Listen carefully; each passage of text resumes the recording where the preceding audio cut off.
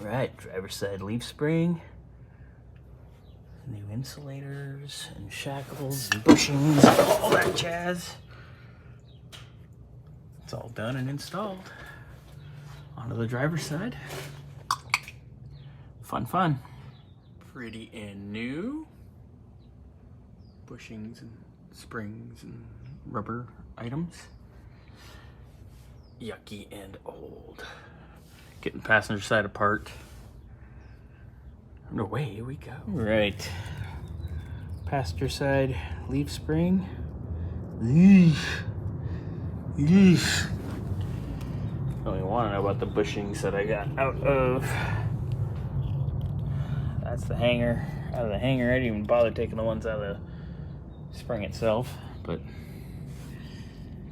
yeah. Yeah. Glad we're replacing all this stuff. Springs are in.